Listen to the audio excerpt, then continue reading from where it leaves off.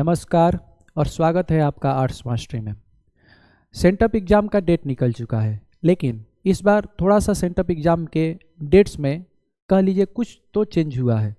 जैसे बिहार बोर्ड ने जो पहले सेंटअप एग्ज़ाम जितने सारे लिया करते थे, चाहे वो 10th के हो या 12 के हो, तो ये दोनों सेंटअप एग्ज़ाम जो होने वाले होते थे पहले, तो अलग अलग डेट्स पे हुआ करते थे। 10th का अलग हुआ करता था टाइमिंग और डेट्स हुए करते थे, 12 का अलग हुआ करता था। लेकिन इस बार का जो सेंटअप एग्ज़ाम है 10th और 12 दोनों का साथ दे दिया हुआ है।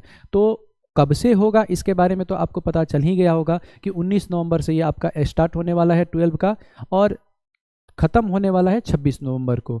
तो बहुत सारे इसको भी लेकर क्या होते हैं, डाउट्स होते हैं मन में बबुआ और बचिया लोग को कि सेंटअप एग्ज़ाम होता क्या है, देना ही ज़रूरी है क्या, हम बाहर पढ़ रहे हैं तो क्या हमें सेंटअप एग्ज़ाम देने के लिए आना पड़ेगा, या फिर हम नहीं भी देंगे तो हम ऐसे भी क्या कर सकते हैं, पास कर सकते हैं या नहीं पास कर सकते हैं, या फिर कितना नंबर लाएंगे तो हम इसमें पास होंगे या फेल होंगे। तो उन्हीं के बारे में हम यहाँ पर चर्चा करने वाले हैं इस वीडियो में और जानने वाले हैं, और सारा आपका डाउट क्लियर हो जाएगा। तो सबसे पहले अगर हम बात करें कि सेंटअप एग्ज़ाम होता क्या है, तो देखिए कोई भी एग्ज़ाम जब होता है, किसी भी आप कॉलेज में जाइए, किसी भी आप ग्रेजुएशन लेवल पर चले जाइए या 12 लेवल पर चले आइए या फिर 10th पे आइए, तो कोई भी फाइनल एग्ज़ाम होने से पहले हर बार आपके एग्ज़ाम एक प्री एग्ज़ाम या एक तरीके से प्री बोर्ड एग्ज़ाम कह लीजिए, सेंटअप एग्ज़ाम को प्री बोर्ड एग्ज़ाम ही है ये एक तरीके से, कि आपकी तैयारियों को जांचता है। आपको ये बता रहा होता है एग्ज़ाम, आप उसमें अच्छे प्रकार से ऑनेस्टी से अगर लिख रहे होते हैं तो आपको ये बता रहा होता है कि आपकी तैयारी है कितनी, आप अच्छे से तैयार किए हुए हैं या नहीं किए हुए हैं, आप बोर्ड के लिए प्रिपेयर्ड हुए हैं कि नहीं हुए हैं, यही सेंटअप एग्ज़ाम एक बता रहा होता है। और ये हमेशा कोई भी फाइनल एग्ज़ाम होने से पहले होता है। और इसको हम कह सकते हैं कि ये जो 10th और 12 वाले जो बच्चे हैं, बबुआ हैं, बचिया लोग हैं, उनका ये अब स्कूल का फाइनल एग्ज़ाम है। इसके बाद अब स्कूल में कोई एग्ज़ाम होने वाला नहीं है। इसके बाद अब सीधे आपका बोर्ड का एग्ज़ाम होगा और सीधे आप बोर्ड की प्रिपरेशन करने में लग जाइएगा। लेकिन ये एग्ज़ाम देने के बाद आपको पता चल जाएगा, अगर आप ऑनेस्टी के साथ में दे रहे हैं तो पता चल जाएगा कि हाँ, हमारी तैयारी किस प्रकार से है, हम अच्छे प्रकार से तैयारी किए हैं कि नहीं किए हैं, पूरे साल हम क्या किए हैं। अगर थोड़ी सी भी अगर आपको डाउट होगा ये एग्ज़ाम देने के बाद, तो आपको वहाँ पे संभल जाना है, और अभी भी आपके पास 60-65 दिन समय है, उसमें आपको अच्छे से तैयारी कर लेना है। अगर हम बात करें कि ये सेंटअप एग्ज़ाम होगा कब, तो ये सेंटअप एग्ज़ाम जो होगा आपका 19 नवंबर से स्टार्ट होगा और साथ ही साथ ये चलेगा आपका 26 नवंबर तक। साइंस वालों अगर बच्चों की बात करें तो साइंस वालों बच्चों का जल्द ही समाप्त हो जाएगा, लेकिन आर्ट्स वालों बच्चों का थोड़ा लंबा खींचा जाता है, तो ये 26 नवंबर तक चलेगा। नेक्स्ट जो हमारे मन में प्रश्न आता है कि नहीं देने पर क्या होगा, सेंटअप एग्ज़ाम अगर हम नहीं देते हैं तो फिर क्या होगा, चाहे हम 10th में हैं या 12 में हैं, हम पढ़ाई कर रहे हैं बाहर, तो सेंटअप एग्ज़ाम अगर नहीं देंगे तो फिर क्या होगा। तो देखिए, जो बबुआ बचिया लोग जो बाहर पढ़ रहे होंगे वो सेंटअप एग्ज़ाम देने के लिए अपने घर पे अपने स्कूल कॉलेज जो भी आसपास में एडमिशन कराए होंगे वहाँ पे चले आएंगे, क्योंकि ये क्लियर कर दिया गया है कि अगर जो सेंटअप एग्ज़ाम नहीं देता है और अटेंडेंस में अनुपस्थित का क्या होता है कि वहाँ पे लग जाता है, आपका अटेंडेंस बन जाएगा, तो फिर आपको 12 का एग्ज़ाम नहीं देने दिया जाएगा। इससे लेकर एक और मन में डाउट होते हैं कि क्या हमें 75% अटेंडेंस लाना ही पड़ेगा या नहीं लाना होगा। जिसका 75% अटेंडेंस होगा क्या वही एग्ज़ाम देगा, या फिर जिसका 75% अटेंडेंस होगा क्या वही एग्ज़ाम का फॉर्म भर पाएगा। तो देखिए, ज़्यादातर जो होता है कि हमारे स्कूल कॉलेज की व्यवस्थाओं के बारे में, सरकारी स्कूल कॉलेज की व्यवस्थाओं के बारे में आपको पता ही है, तो ज़्यादातर जो शिक्षक महोदय लोग होते हैं तो वो क्या करते हैं, आपके साथ में सामंजस्य से बैठा लेते हैं और 75% ना होने के बावजूद भी आपको एग्ज़ाम में बैठने देते हैं, या फिर क्या होता है कि फॉर्म भी भरने दिया जाता है। ये तो अब आप जब सेंटअप एग्ज़ाम देने के लिए जाइएगा तो उस समय और ज़्यादा अच्छे प्रकार से क्लियर हो जाएगा। लेकिन अमूमन ये देखा जाता है कि 75% अटेंडेंस न रहने पर भी जो वहाँ के टीचर्स होते हैं, जो बहुत ही क्या होते हैं, समझदार होते हैं, तो आपका एक साल बर्बाद नहीं होने देते हैं और आपको अच्छे से एग्ज़ाम देने देते हैं। हाँ, अब जिसका एक बार भी स्कूल जो नहीं गया है, कोई भी एग्ज़ाम भी आज तक नहीं दिया, अर्धवार्षिक परीक्षा भी नहीं दिया हुआ है, तो उस पर अब वहाँ पर ही जाने के बारे में जाने के बाद उसको पता चलेगा।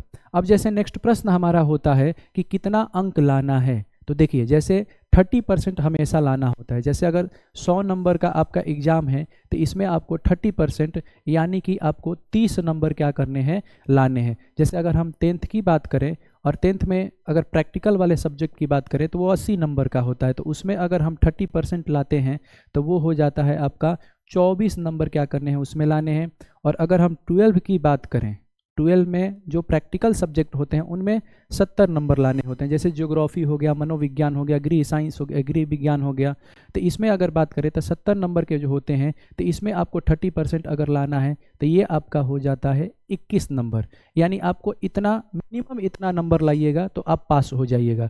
तो आपको ये नहीं सोचना है कि मिनिमम हमको कितना नंबर लाना है, आपको जो सोचना है कि हमें 90+ हर सब्जेक्ट में स्कोर करने हैं, और वो भी ऑनेस्टी के साथ, बिना देखे हुए, बिना मोबाइल का सहारा लिए हुए, बिना किसी चीटिंग के। हम क्या करेंगे, अपने से, आप से हम अपने पूरे साल की तैयारी के आधार पर अपने आप को क्या करेंगे, जांचेंगे, अपना एनालिसिस करेंगे कि हमारी तैयारी क्या हुई है, हम अच्छे प्रकार से प्रदर्शन कर पा रहे हैं या नहीं कर पा रहे हैं। एक तरीके से सेंटअप एग्जाम आपको जांच रहा होता है, और आपकी जो तैयारी है वो उसको बता रहा होता है कि आपकी तैयारी अभी और मेहनत करने की आवश्यकता है, या आप डेली रूटीन के साथ जो पढ़ रहे हैं, जो रिवीजन वगैरह कर रहे हैं, उस तरीके से आप करते जाइए, आपका तैयारी, एग्जाम का तैयारी बेस्ट है। या फिर ये सेंटअप एग्जाम आपको ये भी बता रहा होता है कि कौन सा टॉपिक्स आपका वीक है, कौन सा टॉपिक्स आपका क्या है, स्ट्रांग है। ये सब चीज़ें सेंटअप एग्जाम से आपको पता चल जाएंगी।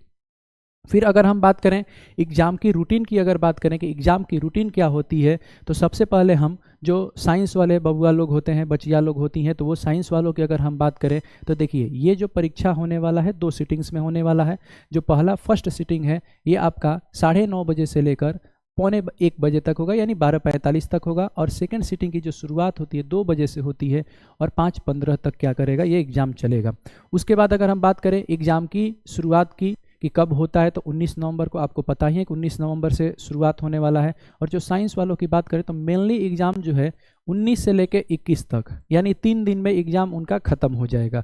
जो लंबा खींचता है वो आर्ट्स वालों का ही ज़्यादातर लंबा खींचता है। अगर 19 नवंबर की बात करें तो उस दिन फिजिक्स है, यानी भौतिकी का फर्स्ट सिटिंग में, और सेकेंड सिटिंग में रसायन शास्त्र है, केमिस्ट्री है। वही अगर 20 नवंबर की बात करें तो मैथमेटिक्स है, और सेकेंड सिटिंग में है उस समय जीव विज्ञान उस दिन 20 नवंबर को। 21 नवंबर की अगर बात करें तो वहाँ पे अंग्रेजी है फर्स्ट सिटिंग में, और सेकेंड सिटिंग में क्या है, हिंदी है। वही अगर 22 नवंबर की बात करें तो यहाँ पे फर्स्ट सिटिंग में कोई भी एग्जाम साइंस का नहीं है। जो भी विज्ञान वाले बच्चे हैं, जो साइंस वाले बच्चे हैं, साइंस स्ट्रीम के बच्चे हैं, जो बबुआ बचिया लोग हैं, वो देख लेंगे कि उनका फर्स्ट सिटिंग में 22 नवंबर को कोई भी एग्जाम नहीं है। हाँ, लेकिन जो सेकंड सिटिंग में किसी ने उर्दू लिया हुआ है, कोई मैथिली लिया हुआ है, तो उसका सेकंड सिटिंग में एग्जाम होगा। वही अगर हम बात करें 24 नवंबर को, तो 24 नवंबर यानी 23 नवंबर को कोई एग्जाम नहीं है। 24 नवंबर की अगर हम बात करें तो एग्रीकल्चर की है फर्स्ट सिटिंग में। बहुत सारे साइंस में बबुआ बचिया लोग होती हैं ऐसी जो एग्रीकल्चर को ली रहती हैं एक्स्ट्रा में, या ऐसे भी एग्रीकल्चर को ली रहती हैं। तो एग्रीकल्चर अगर है तो उनका फर्स्ट सिटिंग में ही है, और 24 नवंबर को। तो ये जो रूटीन रहा ये तो साइंस वालों का रूटीन रहा। तो जो भी होगा, अगर इसका स्क्रीनशॉट लेना है तो स्क्रीनशॉट आप ले सकते हैं या फिर लिख सकते हैं। वही अगर हम बात करें आर्ट्स की, तो आर्ट्स का एग्ज़ाम बार बार बोल रहे हैं कि ये थोड़ा लंबा खिंचाता है। इसका भी एज इट इज एग्ज़ाम जिस प्रकार से साइंस का सेकंड सिटिंग फर्स्ट सिटिंग में होता है, तो उसी प्रकार से साथ ही में होगा इसका भी। तो अगर हम 19 नवंबर की बात करें तो उस दिन फर्स्ट सिटिंग में दर्शन शास्त्र है, यानी जिसका फिलोसफी हो वो क्या करेगा, फर्स्ट सिटिंग में जाएगा देने के लिए। और जिसका राजनीति शास्त्र है वो सेकंड सिटिंग में जाएगा, यानी उसका एग्जाम 2 बजे से है। वही अगर 20 नवंबर की बात करें तो आर्ट्स में भी बहुत सारे ऐसे बच्चे होते हैं जो गणित लेते हैं, मैथमेटिक्स लेते हैं, तो उनका जो एग्ज़ाम होता है वो है 20 नवंबर को फर्स्ट सिटिंग में है, और सेकंड सिटिंग में उस दिन भूगोल है। सेकंड सिटिंग में उस दिन भूगोल है। 21 नवंबर की अगर बात करें तो अंग्रेजी आपको दिखाई देता है फर्स्ट सिटिंग में, सेकंड सिटिंग में हिंदी है। वही अगर 22 नवंबर की बात करें तो फर्स्ट सिटिंग में कोई भी एग्ज़ाम आपका नहीं है। वही अगर हम यहाँ पर जो उर्दू और मैथिली लिए हैं आर्ट्स में, उनका 22 नवंबर को सेकंड सिटिंग में आपको एग्जाम दिखाई देता है। 24 नवंबर की अगर बात करें तो अर्थशास्त्र आपको फर्स्ट सिटिंग में है। 24 नवंबर को अर्थशास्त्र आपका फर्स्ट सिटिंग में है, और सेकंड सिटिंग में आपको मनोविज्ञान दिखाई देता है। ठीक है। उसके बाद अगर हम 25 नवंबर की बात करें तो फर्स्ट सिटिंग में आपको समाजशास्त्र यानी सोशियोलॉजी आपका है, और सेकंड सिटिंग में आपको जो भी म्यूजिक लिए हुए हैं तो म्यूजिक आपका उनका एग्जाम है।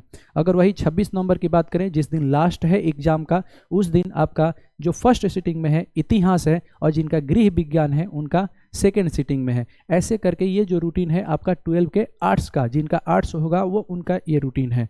अगर अब बात करें हम कॉमर्स की बात करें कि कॉमर्स में 19 नवंबर को कौन सा एग्जाम है, फर्स्ट सिटिंग में तो इंटरप्रेन्योरशिप है, सेकेंड सिटिंग में है अकाउंटेंसी, वही 20 नवंबर की अगर बात करें तो 20 नवंबर की फर्स्ट सिटिंग में कोई भी एग्जाम नहीं है।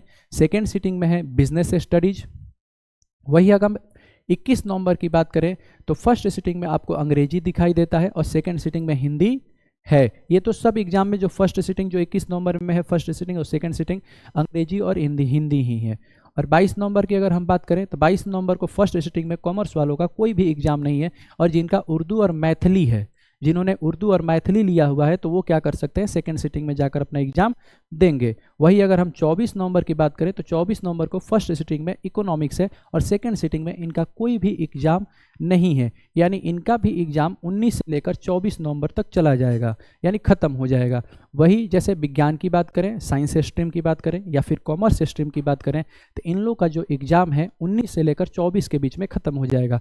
जो लंबा खिंचता हुआ चला जाएगा या थोड़ा सा ज़्यादा सब्जेक्ट होते हैं तो आर्ट्स वालों में होते हैं तो उनका 19 नवंबर से स्टार्ट होगा और 26 नवंबर को चला जाएगा, ख़त्म हो जाएगा। ये हम लोगों ने इसके रूटीन भी देख लिए। अब अगर हम बात करते हैं जो 10th में बबुआ बुचिया लोग जो हैं जो एग्ज़ाम देने वाली हैं इस साल 10th का, तो 10th का और 12th का इस साल साथ में ही दे रहा है, ये याद रखिएगा। ऐसा कभी भी हुआ नहीं है, थोड़ा सा बदलाव इस बार किया गया है।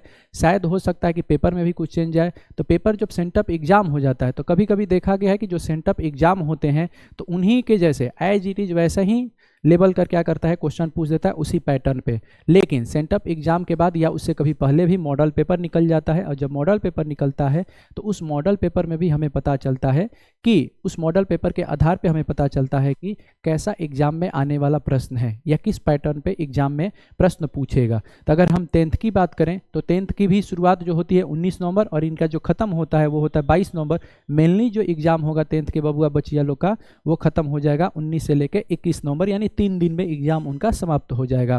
फर्स्ट सिटिंग की अगर बात करें सेम उसी प्रकार से 12 की ही तरफ फर्स्ट सिटिंग और सेकेंड सिटिंग उसी टाइमिंग पे एग्जाम होने वाला है। 19 नवंबर को फर्स्ट सिटिंग में हिंदी, उर्दू, मैथिली जो भी आपने लिया हुआ है लैंग्वेज सब्जेक्ट वो है आपका, और सेकेंड सिटिंग में संस्कृत और नॉन हिंदी है। वही अगर हम 20 नवंबर की बात करें तो फर्स्ट सिटिंग में आपको विज्ञान दिखाई देता है, ये सेकेंड सिटिंग में आपका सामाजिक विज्ञान है। 20 नवंबर को याद रखिएगा, 20 नवंबर को आपका एग्जाम है, फर्स्ट सिटिंग में विज्ञान है और सेकेंड सिटिंग में आपको सामाजिक विज्ञान है।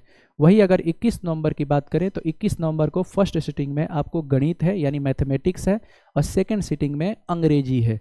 तो ये आपके एग्जाम के रूटीन है, चाहे वो 10th की बात करें, 12 की बात करें, साइंस स्ट्रीम की बात करें या फिर हम बात करें कॉमर्स की या फिर आर्ट्स की या फिर 10th के जो मैट्रिक के एग्जाम देने वाले हैं उनका।